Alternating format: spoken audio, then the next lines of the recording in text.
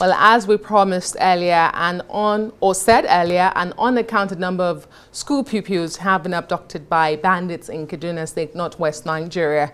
The bandits were said to have invaded the local educational authority primary school, Kuriga Chinkun local government area of that state, and that happened at about 8:30 a.m. today. Now, I'm glad to inform you that I'm now joined by the international security analyst, certified anti-terrorism specialist, and Africa representative of the Anti-Terrorism Accreditation Board, David Otto. David Otto, thank you so much for joining me on the program. We expected you earlier, but I do understand communication gap mixed there. Are you keeping abreast of the development from Kaduna State? What's your assessment? I think very saddened. This latest kidnapping reminds us of the previous kidnappings we've had, 2014 Chibok, the Gangange boys. Now we have another.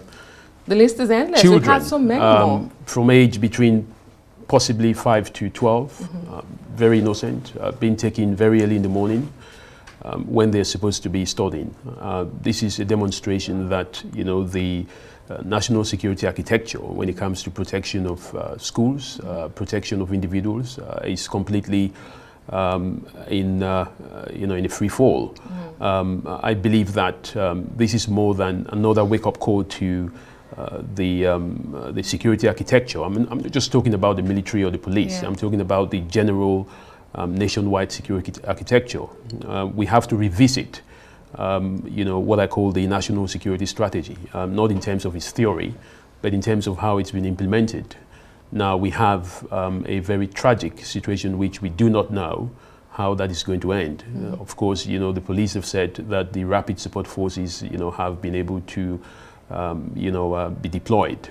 But that's a reactive strategy. Now the question is, why was this not prevented? What is the fate of other schools? Is education under attack?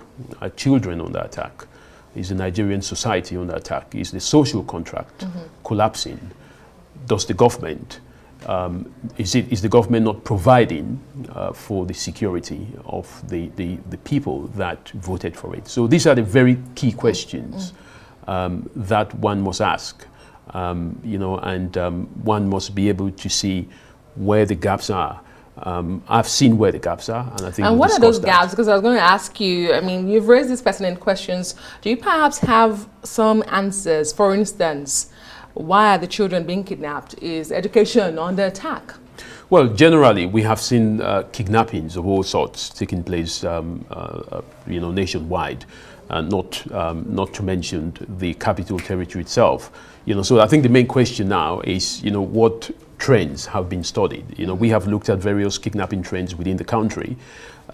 We have come up with very unique way of approaching this, but that is something we do not want to disclose to the public at this moment, because of course we would have both the good, the bad, and the ugly listening to some of those strategies. But I think what is important is that these strategies are based on what we call threat identification mechanisms.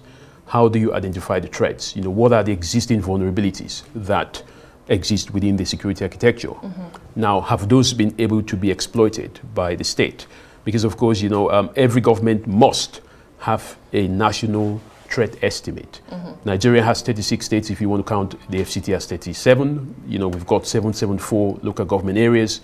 What are the threat dynamics within those states? How has that been exploited to understand the threat that exists within those areas? So those are some of the structural approaches which we have seen as lacking. But in terms of how we want that to be approached, as a solution, we're keeping that in the wraps, to speak to the right people.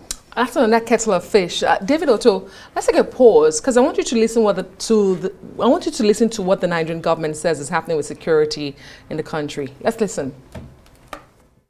We are deploying technology for surveillance and tracing to make sure that we find them and deal with them decisively.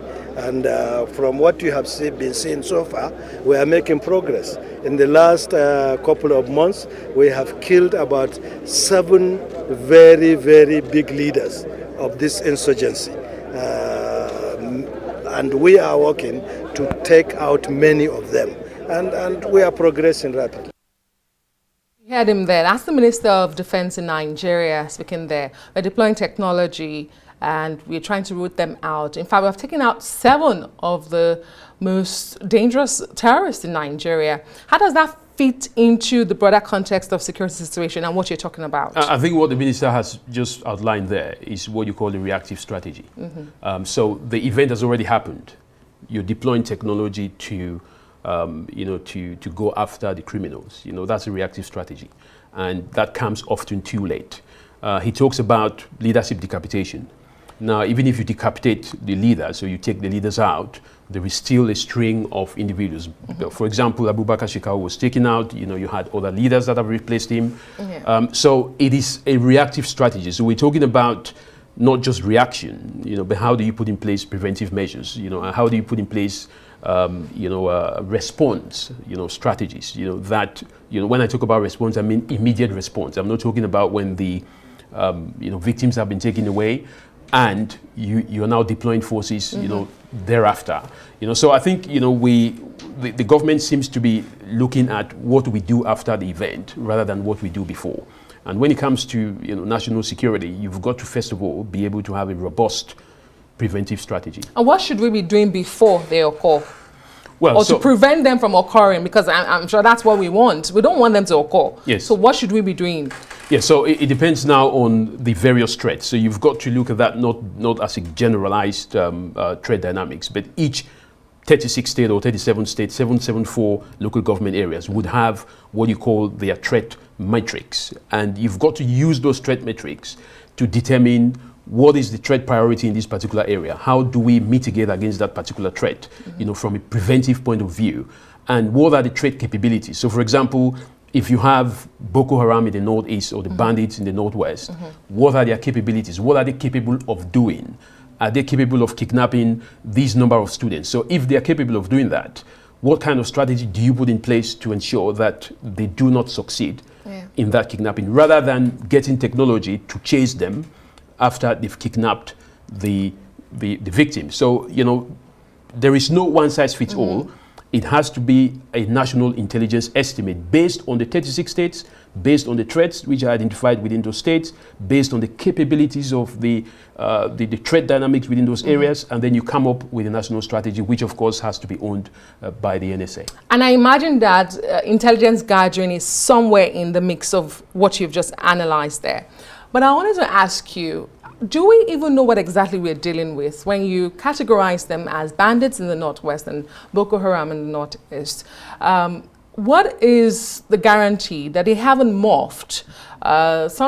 Just recently again, the Nigerian government says, we have dealt with the Boko Haram. Is it possible that this is still the Boko Haram we're dealing with that is targeting schools? Because we recall that the very first mass abduction from a school was carried out by Boko Haram, talking about the Chibok girls. So can we really categorically say for sure these are bandits and not Boko Haram? I think the problem with that is, there is what you call threat identification. Most often what you find, for example, in the case of Boko Haram and ISWAP, is that you find other non-state actors that copycat, that imitate what these groups do in the name of those groups.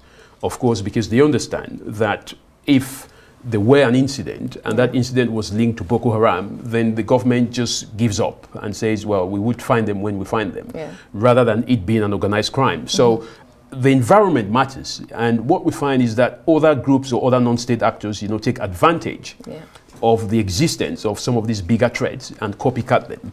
So it's very difficult for a state that does not have a national threat estimate in each local government area and in each state, combined with a national threat estimate. And that is how you'll be able to tell who is who within a very local area and within the state and within the national level. So it comes down to a very robust, what we call follow the data. And not just that, we've come up with other strategies that involve the benefits of crime, and we're talking about following the money. So there are different strategies that could be put in place, for example, to cut down or avoid situations where kidnapping for ransom, has become quite high within the country. Not to talk of kidnapping for maybe recruiting young girls or young children, or kidnapping for, other purposes, for, maybe exchange of body parts and things like that. But There are various mechanisms for that, and that begins with a threat estimate for that particular state, for that particular local government area. That has to be a robust strategy which must begin now and must be implemented.